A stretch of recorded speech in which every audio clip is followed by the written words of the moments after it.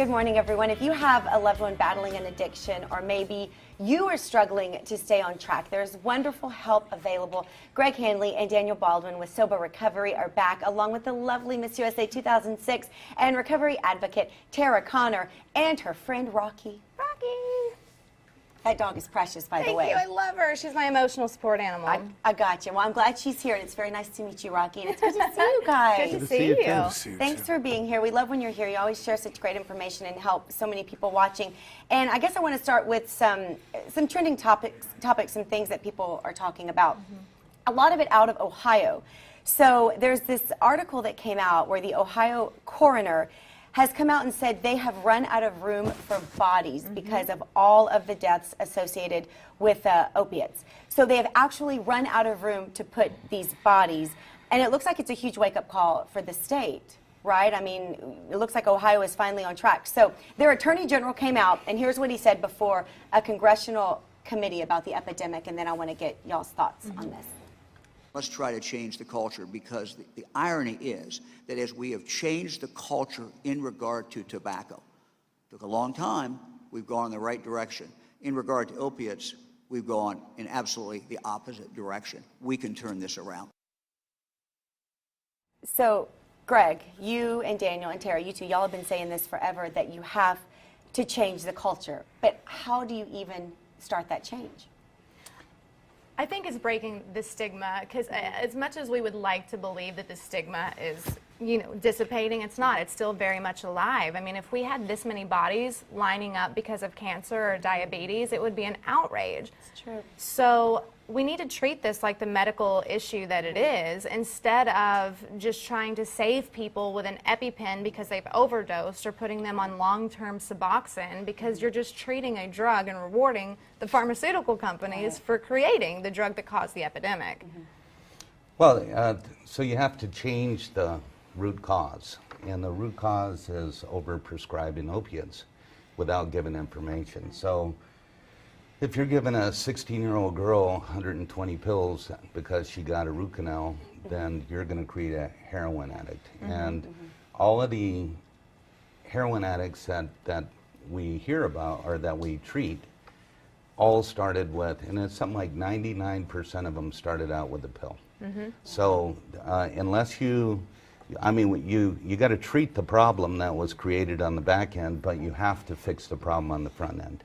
And I think that Chris Christie has now made a law in New Jersey, or is trying to pass a law, where you can't get more than 2 weeks worth of opiate-based painkillers at a time. That is wonderful. That will fix it. Yeah. That will or keep the problem from growing. Then you got to fix the problem on the other end by treating it properly. Right. Well, we have been saying on the show, you can pay me now or you can pay me later, for 2 years at least. And so you look across the lake and you say, does that look like a fire? And then a couple hours later you go, wow, that's definitely a fire. Yeah. And a week later, when no one's done anything about the fire, the house next door is burning down, and you're packing your bags and you're abandoning. This is where we're way past of talking about changing the culture. Right. This is an epidemic. It's sad that it had to get to this level. Well, Right. we need to take emergency action about this. Well, if there was any other drug, say some type of Tylenol was killing people, immediately there wouldn't be any Tylenol. No, you couldn't get it. Yeah, you couldn't get it. Yet with this, it killed 50,000 this year. Straight up killed 50,000 people, and yet it's still being given out just like nothing. Yeah. That's how my addiction started. I started taking medication for a sore throat. It was like a codeine syrup, and then by the end of the year I was doing morphine, which is on track to being a heroin addict. I just always had access to the pills, and I never had access to heroin because it wasn't that big yet, because the pills were so prevalent in Kentucky. And so I was just lucky that I never put a needle in my arm, but had it gotten to the point where I would not have had access to the pills that I needed, that would have been the next that step. was the next You step. have no choice. No choice. And it's the same guy. Terrifying. The same guy, after you've gotten that prescription and now you're addicted, that sells you at $20 a pill, 10 pills a day, $200 a day. How long does a 20-year-old keep up that bill? Right. Not very long. It's kind of the area in your brain that it affects. When you first start using it, it's like having a small cup. And the more you use it, the bigger the cup gets until the cup gets to a point where you're going to overdose. So if I'm using all my pills in half the length of time and I'm physically addicted, I got to go get them somewhere. So like Daniel said, I go get them on the street, and the same guy that's selling a pill for 40 bucks is selling a bag of heroin for 10 bucks. Next And he step. goes, here, you could just smoke this and it's not going to kill you. And I'm going to try it once, but I'm never going to shoot it. Never. Then, if I'm smoking it for a while, sooner or later, I'm going to shoot it. Right. But I'm never going to share a needle. So by the time somebody gets to that point, the third stage of this, and we had found out that it's the only disease that they don't treat it until it's at stage 4. Right. So this should be treated at stage 1 and not stage 4 until people are within days of being terminal from it. Well, luckily, Ohio is on the right track. Hopefully, other states will follow. But you guys stick around. I'm going to talk more with Greg and Tara and Daniel after the break.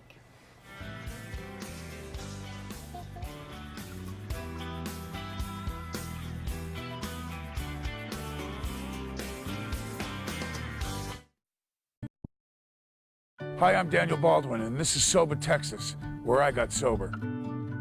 When you come to Soba, you're not going to a hospital. You're going to a beautiful ranch.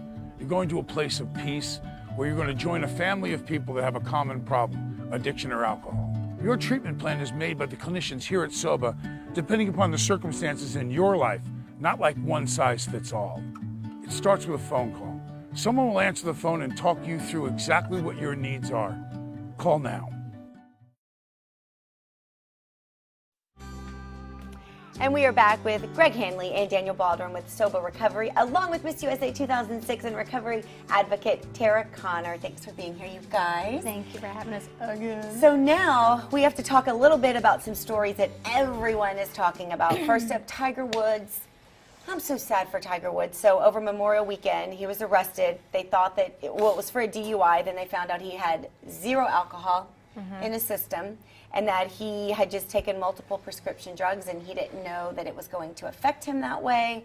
I just want to get your thoughts on it. Well, I call BS that he didn't know that it was going to affect him that way. And I'm not saying that as a slight to him, but the truth is it's just addiction in its normal form. We think that, oh, well, if we just don't drink and we can take something that a cop can't smell, but once you trigger that allergy and you get to going, like, you'll do anything because there's no stopping you from doing what you're doing. And I think it's an experience that he needs to have. He's not a bad person, he's just sick. Yep. Some of the pills that people generally mix have a side effect of loss of memory. So I know when I took them, I forgot how many I took. Right. Oh, And when I took them and That's things like scary. that, yeah. So, Yeah. so they have. So if you're taking an anti-anxiety, with me, it gave me no anxiety. I didn't care about anything, including if I How was many you taking took. them or how many or whatever. And there was many times where I didn't know what was going on. Until you've had a policeman knock on your window with his flashlight and you don't know where you're at. and that's what he said. He couldn't really remember how Right. he got there, where he was going. I have to say, it angers me. It angers me because I deal with guys and girls every day that I have to go to Greg and say, you know, their policy doesn't cover this, they don't have the money, blah, and then Greg had the goodness of his heart, if he has the bed space, which most of the time Right. Soba's so busy, Right. they don't. But he'll turn around and go, you know what, send him in, send him in. This guy has access beyond anyone could ever imagine. And if he has a problem, he knows me, I know a lot of common friends, he's got a lot of people he can reach out to, and he has unlimited resources to try to get help. So for him, it truly, he may be an addict, but he's making a definite choice here. He's not limited in any way as far as his access is concerned. And it's a shame because he has tarnished and ruined his legacy in many, I many know. ways. I have to Offer in the disagree for world. 1 second, though, because that's one of the things that propels the stigma, and I love you, but he doesn't have a choice once drugs are in his system. And you can have all of the resources in the world. I did when I was growing up, but I didn't get sober until I was ready. So that's why I was saying sometimes we have to have these experiences that are ugly on the He's outside. got a choice to go to treatment. He does have that choice. And got you know, that and No, you know- but and you know- if he doesn't want to, then it's if pointless. this was the first time This is the 15th time now that he's had a problem smashing cars up to him, and it's been pointed out to him and everything. So I hear what you're saying, but if you don't want to get help because you're not done, and that's part of the addiction, I hear what you're saying. But he has lots of choices to make here. Right now, he has a choice to make. Is he going to make that choice? I don't know. Maybe. Well, usually, a lot of times, a DUI, especially a celebrity DUI, You're kind of forced, immediately right? you go to treatment. Right. Right. So, like it or not, it's that sooner or later something is going to happen. Right. So he could have gone to treatment a while ago. Now He you did have a go to public treatment. DUI. Did he? He for Did he go sex for a little addiction. bit? Oh, that's right. That's right. It was under a different It was title. under a different title, but addiction is Yeah, addiction. Sometimes you there's might some wanna kind of go sex to that you have regular. all the time that you forget you're still having sex. Right.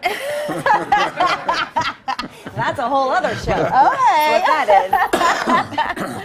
But I wish him well. It's just so sad that he was where he was and now.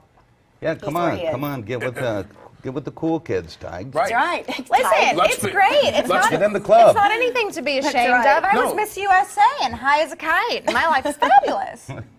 I like that. Thank you. Tara, I love that you're so honest. I love the way you share your story, and Thank we love you. that you're here every month. I want to talk a little bit about Lamar Odom now. Okay. So I'm not sure exactly how he's doing today. I think he's better. But this is actually about his daughter. So when Lamar overdosed, he has 2 children. His daughter was, I think, 14 or 15.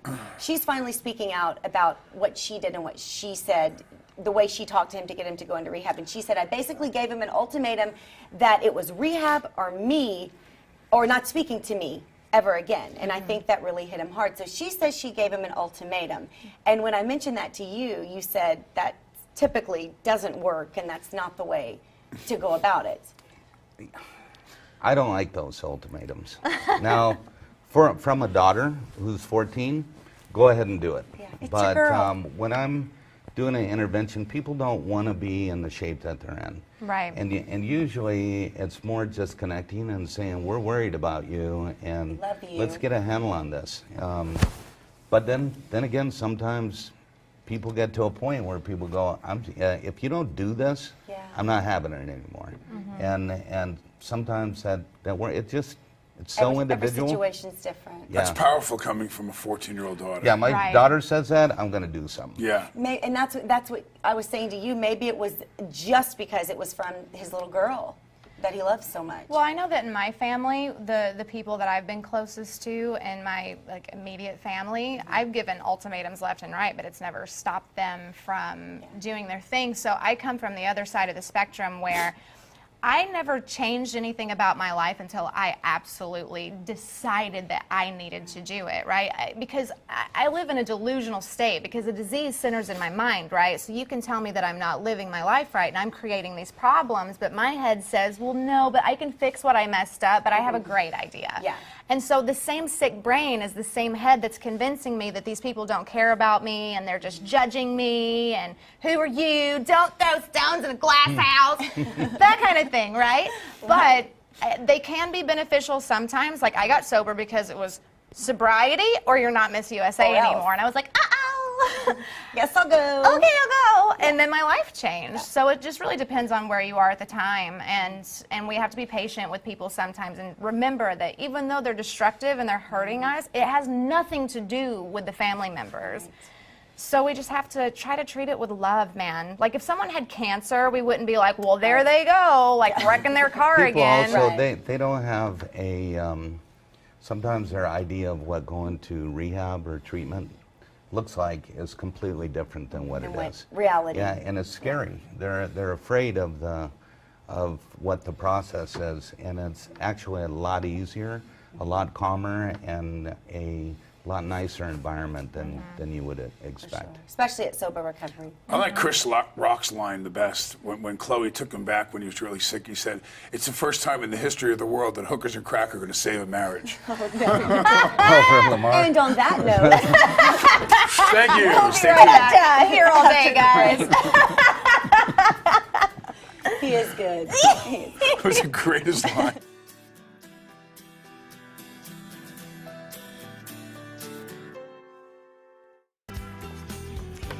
And we are back with Sober Recovery, Greg Hannley and Daniel Baldwin, along with Miss USA 2006 and recovery advocate Tara Connor.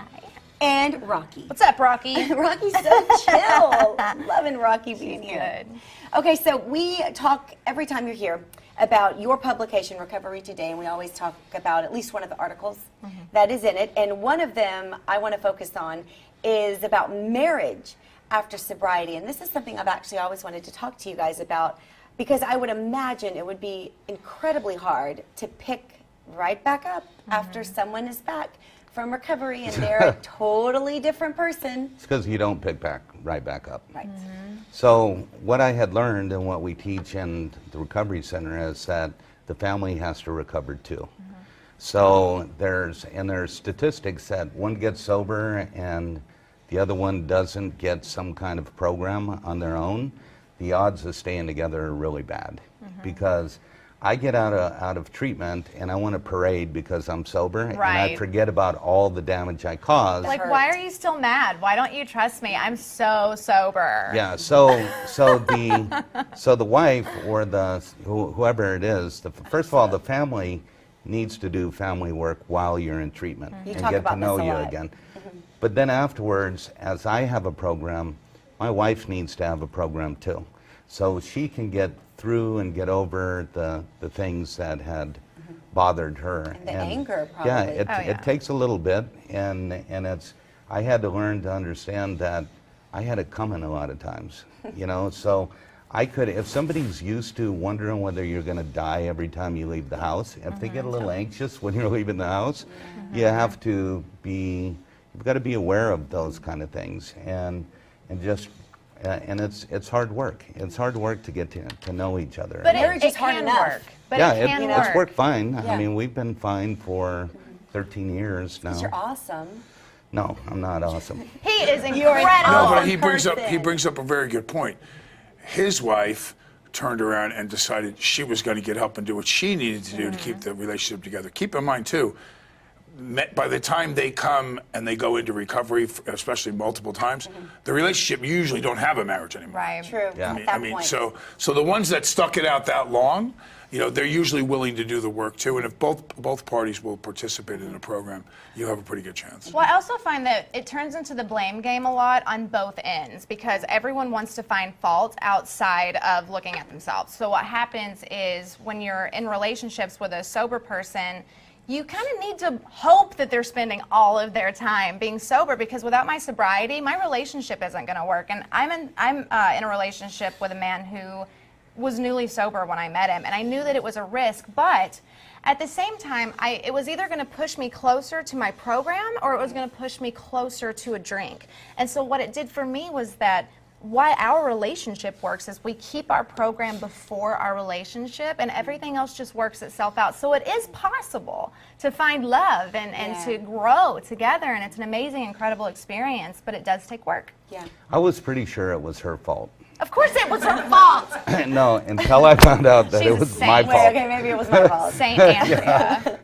Yeah, it took a minute to figure that one out. But you did, and you guys both did the work. Yeah. And that's why you're still together. Yeah. That's the proof right there. Daniel? Any words of wisdom? I know, Andrea. She's a friend of mine. I'm staying real quiet. Saint Andrea. Anyone that stuck around with Greg that long, Saint Andrea. All right. That's her point. Well, you guys Saint stick Terry. around, and we'll be right back after the break. Pew, pew, pew. Pew, pew. Rocky.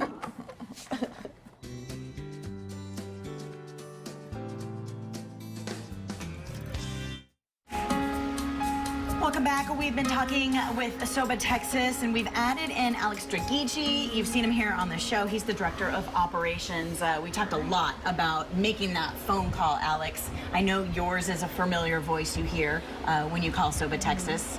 Yep, I answer the phone. The other thing is, I always say, sometimes some people don't like to call, but just call in. If you don't want to sit on the phone, you can schedule a tour. Yeah. If you'd like to do it in person, we've had a lot of parents that come out. They'd much rather come out in person and do a handshake and meet us and see the facility. Absolutely. You know, you hear so much, there's so much marketing and things you hear. Yeah. When you physically come out there and see that it's not a punishing place. Right. It's a beautiful facility. It's a beautiful ranch, and you feel at peace, whether you're the one coming in or a parent that goes, oh, I'd love nothing more than my child to be here. And if you're worried about calling, you can direct message us on Facebook. Or also. Instagram, hit me up. I will connect you with Greg. I love it that you guys are so open and willing to talk to people, guys, because there is life after addiction. Yes. You see it right here. Soba, Texas, 866-948-9014, sobatexas.com.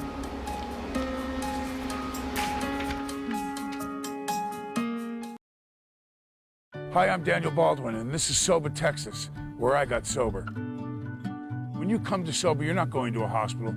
You're going to a beautiful ranch. You're going to a place of peace where you're going to join a family of people that have a common problem, addiction or alcohol. Your treatment plan is made by the clinicians here at Soba, depending upon the circumstances in your life, not like one size fits all. It starts with a phone call. Someone will answer the phone and talk you through exactly what your needs are. Call now.